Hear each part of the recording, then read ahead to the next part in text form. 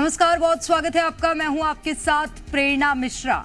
छत्तीसगढ़ में त्रिस्तरीय पंचायत चुनाव भले ही खत्म हो चुके हैं, लेकिन इस पर शुरू सियासत फिलहाल हर दिन बढ़ती ही जा रही है। आलम यह है कि नतीजे सामने आने के बावजूद भी सियासतदान अपना अपना राग अलाप रहे हैं।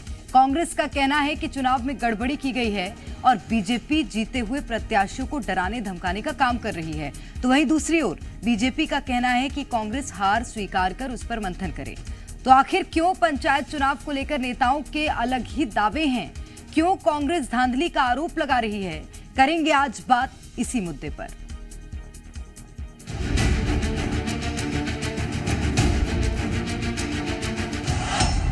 गांव की सरकार,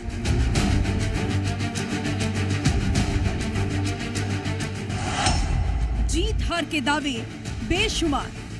इन सारे ही कामों को देखते हुए ग्रामीण क्षेत्रों में भी शहरी क्षेत्रों की तरह जनता ने अपार भरोसा सरकार पर दिखाया है और ये भरोसा देखते ही माननीय मुख्यमंत्री जी ने बहुत स्पष्टता के साथ कहा है कि अब और मेहनत करने की जरूरत है। पंचायत की लड़ाई, सियासी पारा हाई।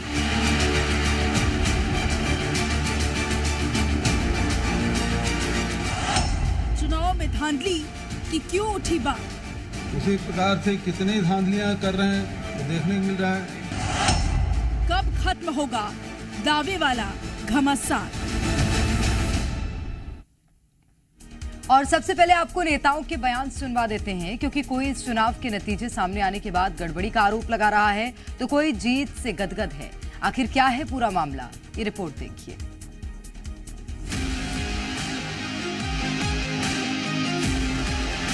छत्तीसगढ़ में भले ही पंचायत चुनाव संपन्न हो चुके हों, लेकिन इस पर शुरू हुई सियासत अब अपने चरम पर है। और ये जो ठिकरा फोड़ते थे ईवीएम के ऊपर, इसलिए मैं कहता हूं कि आज कांग्रेस के साथ या कांग्रेस के बोलने के लिए कोई विषय बचा नहीं है। चुनाव के परिणाम भले ही जनता के सामने आ चुके हैं, लेकिन उस पर सियासतदानों के अपने अपने अलग ही दावे हैं। उसी प्रकार से कितनी धांधलियां कर रहे हैं वो देखने को मिल रहा है। जहां नतीजे सामने आने के बाद सियासी पार्टियां उसे स्वीकार कर लेती हैं और पार्टी आत्ममंथन की ओर बढ़कर अगले चुनाव की तैयारियों में जुट जाती है, तो वहीं छत्तीसगढ़ में फिलहाल सब कुछ विपरीत नजर आ रहा है। ऐसा इसलिए क्योंकि यहां पहले नगरीय निकाय चुनाव हुए तो कांग्रेस ने नतीजों को लेकर अलग ही दावे कर दिए और अब पंचायत चुनाव में भी हार जीत के बेशुमार दावे देखने को मिल रहे हैं। सबसे पहले कांग्रेस नेताओं की ये बयान सुनिए। अब ये झूठ बोल रहे हैं और जो जीते हैं वो हार बता रहे हैं। अभी गरियाबंद का रिजल्ट आया, पहले तो 117 वोट से हरा देते थे, रिकाउंट कराया तो जीत गए कांग्रेस के समर्थित लोग। उसी प्रकार से कितनी धांधलियां कर रहे हैं वो देखने को मिल रहा है। भारतीय जनता पार्टी बढ़ चढ़ करके दावे करती है कि हमारे अधिक से अधिक प्रत्याशी जीत रहे हैं और उसको डंका पीटते हैं, जबकि हकीकत ये हो रहा है, देखने में आया है कि जो लोग इस तरह से लोग जो चुनाव में जीत करके आते हैं उनको इन प्रकार दबाव बना करके उनको अपने पार्टी की ओर से घोषित प्रत्याशी के रूप में उसको साबित करने की कोशिश करते हैं कि हमारी पार्टी का है, ये हमारी पार्टी ने ज्यादा सीटों पर जीती। एक तरफ कांग्रेस का ये दावा है तो वहीं दूसरी ओर बीजेपी ने पलटवार किया। प्रदेश के उप मुख्यमंत्री और प्रदेश अध्यक्ष का क्या कुछ कहना है, वो सुनिए। मतों के अंतर से निर्णय आ रहा है, वो तो देख लें एक बार, कितने मतों के अंतर से निर्णय आ रहा है। और इतने बड़े गैप के से निर्णय आने के बाद कैमरे के सामने कुछ कहना अलग बात है, वो आधी रात को अंधेरे में अपनी आत्मा टटोल लें एक बार जरूर, उनको बड़ी स्पष्टता होगी क्या हो रहा है। नहीं, ये कांग्रेस के पास इसके अलावा कुछ बोलने के लिए है भी नहीं। पंचायतों में अधिकृत प्रत्याशियों के आंकड़े हमारे पास है और बहुत अच्छे परिणाम और जनता ने भारतीय जनता पार्टी के पक्ष में दिया है। तो बिना ईवीएम के आधार पर भी जनता का विश्वास भारतीय जनता पार्टी के ऊपर है, इसलिए मैं कहता हूं कि आज कांग्रेस के साथ या कांग्रेस के बोलने के लिए कोई विषय बचा नहीं है। पंचायत चुनाव के नतीजे सामने आने के बाद भी कांग्रेस इसे स्वीकार नहीं कर पा रही है। कांग्रेस का कहना है कि चुनाव में धांधली हुई है, प्रत्याशियों को डराया और धमकाया जा रहा है, तो वहीं दूसरी ओर बीजेपी का कहना है कि हार से बौखलाए नहीं बल्कि मंथन करें। सवाल यही कि कांग्रेस के दावों में आखिर कितनी सच्चाई है। ब्यूरो रिपोर्ट, जी मीडिया। एक तरफ ये बयानबाजी है तो वहीं दूसरी ओर कई तरह के सवाल भी खड़े हो रहे हैं। सवाल ये है कि जीत हार पर क्यों अलग अलग दावे हैं। वहीं चुनाव में धांधली की बात आखिर उठी क्यों? कब खत्म होगा दावे वाला घमासान? इसी के साथ एक महत्वपूर्ण सवाल ये कि नतीजों पर किसके दावों में कितना दम है। तो ये तमाम ऐसे सवाल हैं जिसके जवाब हम इस खास पेशकश के माध्यम से खोजने की कोशिश भी करेंगे। हमारे साथ हमारे संवाददाता होंगे। रायपुर से सत्यप्रकाश हमारे संवाददाता हमारे साथ जुड़े हुए हैं। के.एस. चौहान जी भारतीय जनता पार्टी से हैं। अंशुल मिश्रा कांग्रेस पार्टी से अपना पक्ष रखने के लिए जुड़ गए हैं। और सबसे पहले सत्यप्रकाश, मैं आप ही की ओर रुख कर लेती हूँ। क्या दावे किसके निकलकर सामने आ रहे हैं इन परिणामों के बाद, बताइएगा। देखिए, भारतीय जनता पार्टी का स्पष्ट दावा है कि 80 से 81% पंचायतों में जो नतीजे आए हैं वो भारतीय जनता पार्टी के पक्ष में, मतलब भारतीय जनता पार्टी समर्थित प्रत्याशियों के पक्ष में आए हैं। लेकिन वहीं दूसरी ओर कांग्रेस का यह कहना है कि जबरन कई लोगों को जितवाया हरवाया जा रहा है। कांग्रेस पार्टी के जो समर्थित प्रत्याशी हैं उन्हें षड्यंत्र पूर्वक जबरन, भूपेश बघेल कह रहे हैं कि जबरन जो है वो हरवा दिया जा रहा है। या कांग्रेस के नेता ये भी कह रहे हैं कि जो प्रत्याशी जीत जा रहा है तो उसे दबाव पूर्वक अपनी पार्टी में शामिल कराना या अपनी पार्टी समर्थित बताना और उसे उस हिसाब से घोषित करके और आंकड़े प्रस्तुत कर दिए जा रहे हैं। तो कमोबेश ये जीत हार जो हुई है पंचायतों में, उसको लेकर देखिए, पार्टी सिंबल से पंचायतों का चुनाव नहीं होता है, लेकिन पार्टियों का समर्थन रहता है। यहाँ तक कि अधिकृत प्रत्याशी भी पार्टियां उतारती है।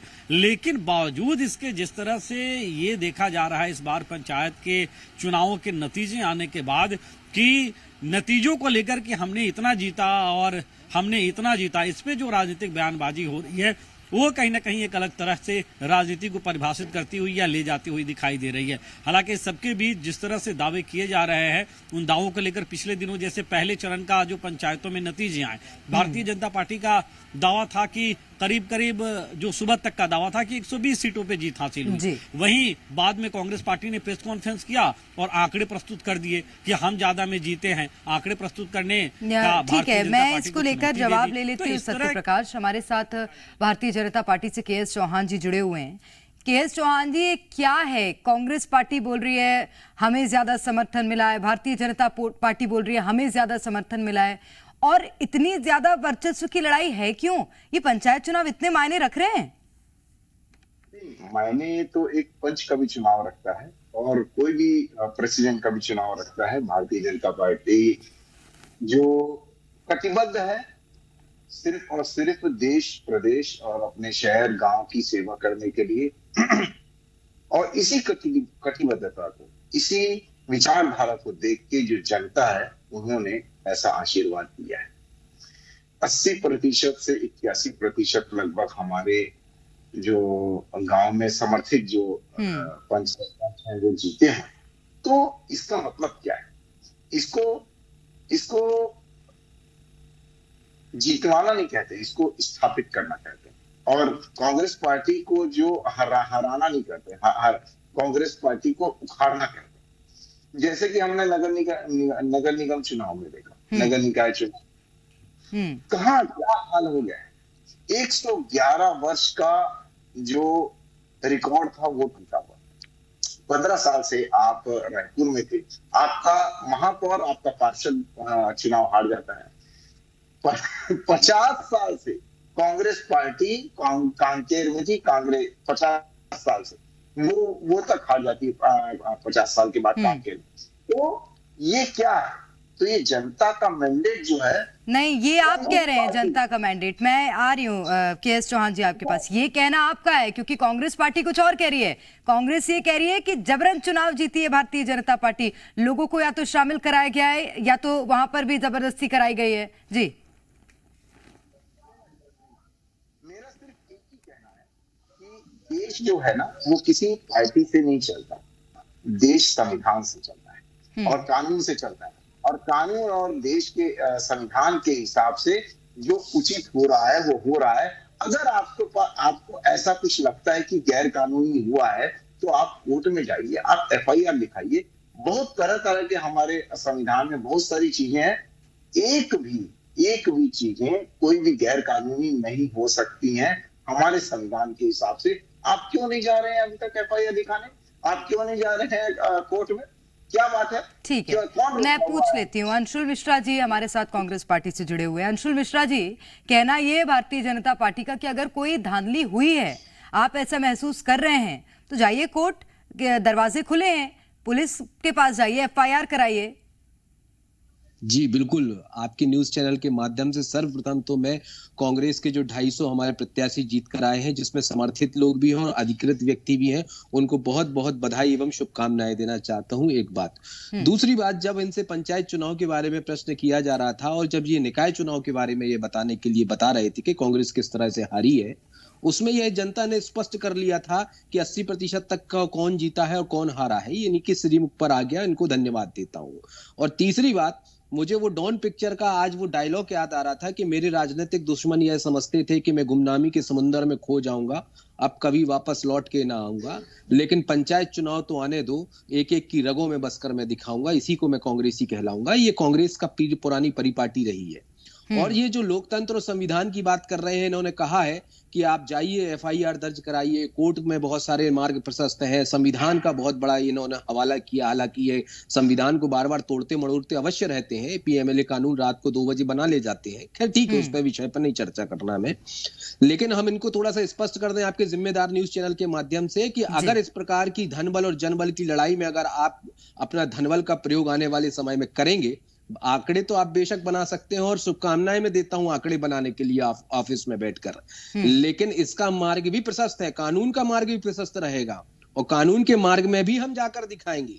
लेकिन आदरणीय, थोड़ा धीरज रखिए, तीसरे चरण का चुनाव चल रहा है, तीसरे चरण के हम लगभग फाइनल डिसीजन पर है। इन्होंने कहा अभी कि हम 80% तक जीत गए हैं, तो कौन सा पैमाना आप तय कर रहे हैं 80% तक? इनसे जरा पूछ लीजिए पंचायत में कितनी सीटें हैं, उसका 80% निकाल दीजिए। कितनी सीटें हैं भैया पंचायत में, बताइए KS चौहान जी। चलिए KS चौहान जी जवाब दे दीजिए, उसका 80% बता दीजिए, फिर मैं आपको बताता हूँ। मैं ये बोल रहा हूँ 250 बोला आपने, तो मेरे को ये बता दीजिए कि आपने 250 हमें प्रश्न ये सवाल मेरे दिमाग में भी था। मैं जवाब दे रहा हूँ इसका, मैं बिल्कुल सही, मैं इसीलिए यही। एक मिनट अंशुल जी रुक जाइए, मैं आ रही हूँ आपके पास सर। 250 आंकड़े लाए कहां से आपने? और आप बिल्कुल मैं जवाब कि 250 आंकड़े हमारे हैं, तो आपके जो नेता है वो बखलाए हुए क्यों हैं कि ऐसा बोल रहे हैं कि जो जीत गए हैं वो तो हमारी तरफ किए जा रहे हैं?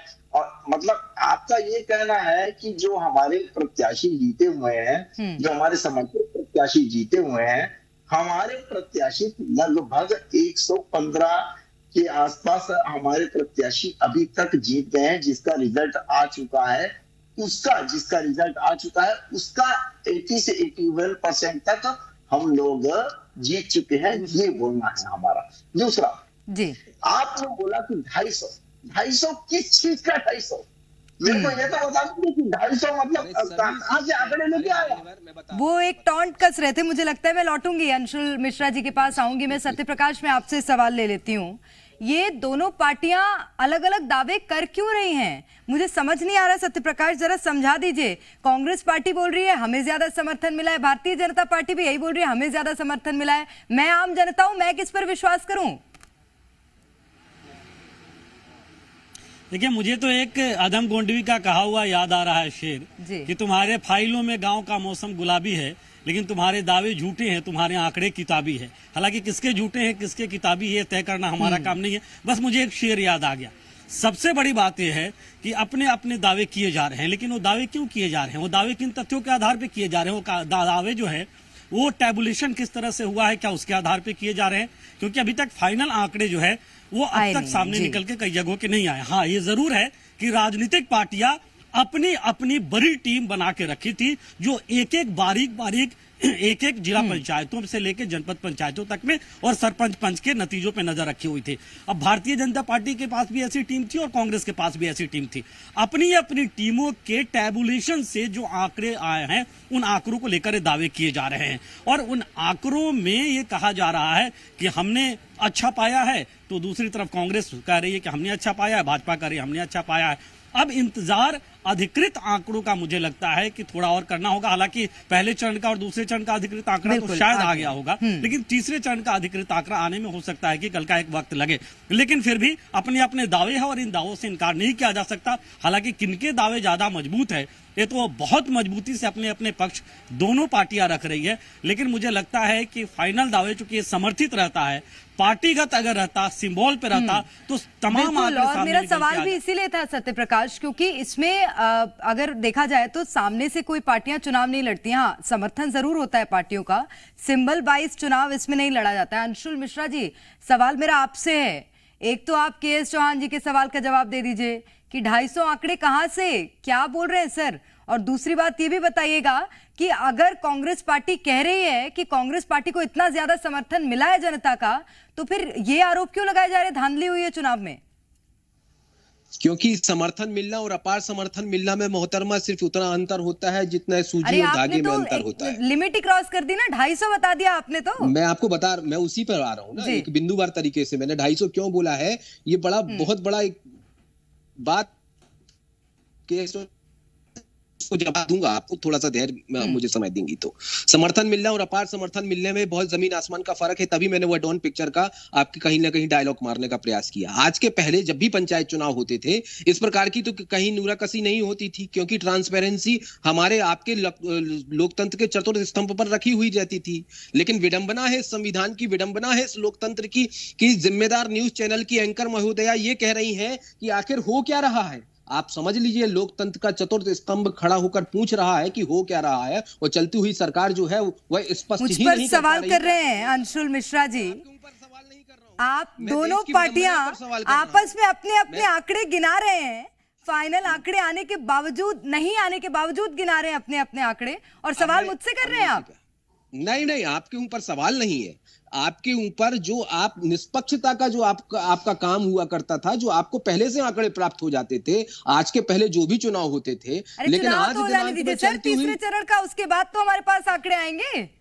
इसके पहले आप थोड़ी सी अपनी डिक्शनरी में खंगाल कर देख लीजिए, जब 2 चरण के हो जाते थे, 2 चरण के हो गए चुनाव पे हो जाते थे। आपने 250 बताया आंकड़ा, उस हिसाब से तीसरे चरण के चुनाव के नतीजे आने के बाद ही आंकड़े हो सकते हैं, वैसे तो हो भी नहीं सकते, लेकिन चलिए मान लेते हो सकते हैं। आपके श्रीमुख पर आ गया ये बात को कि जितने भी सदस्य जीत रहे हैं और जितने भी सदस्य इसमें लड़ाई कर रहे हैं उनके लिए मैंने साधुवाद एवं धन्यवाद दिया है, लेकिन इनका 80% आज दिनांक तक नहीं आ पाया है कि इनने तो 80% बता दिया। आप खुद ही तो कह रही ना कि तीसरे चरण का हो जाने दीजिए, तो ये तो हमारे लिए जितना लागू उतना बीजेपी के लिए लागू है। तो बीजेपी के लिए तीसरे चरण का चुनाव हो गया। अंशुल मिश्रा जी, मुझे लगता है वहम का कोई इलाज नहीं होता है। मैंने सवाल के.एस. चौहान जी से भी इसी तरह के किए थे। बहुत शुक्रिया आप सभी का हमारे साथ इस चर्चा में जुड़ने के लिए, तमाम बातचीत के लिए। और इंतजार है तीसरे चरण के चुनाव का, उसके आंकड़े का, और देखना होगा कि किसके दावों में कितनी सच्चाई निकलकर सामने आती है। फिलहाल के लिए इस बुलेटिन में इतना ही, रुक रहे हैं एक ब्रेक के लिए।